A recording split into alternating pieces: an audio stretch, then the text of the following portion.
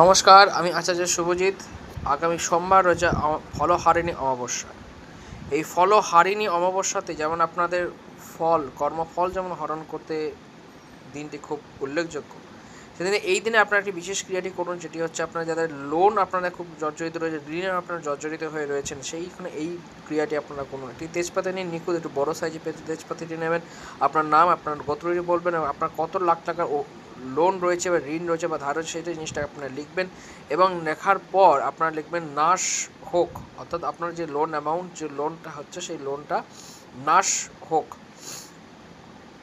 লিখে এবার ওই তেজপাতাটিকে আপনারা কর্পূর এবং একটা লবঙ্গ দিয়ে এটা জ্বালানোর পর যে ছাইটা পড়ে থাকবে সেই ছাইটা আপনারা কোনো রকমের জলের মধ্যে প্রভাবিত করুন। সেটা আপনার বেসিনের জল হতে পারে বা কোনো রকমের পুকুর হতে পারে, সেই জায়গায় আপনারাকে প্রভাবিত করুন।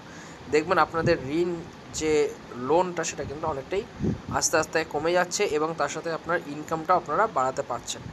ভালো থাকবেন, সুস্থ থাকবেন, চ্যানেলটিকে লাইক সাবস্ক্রাইব করতে ভুলবেন না।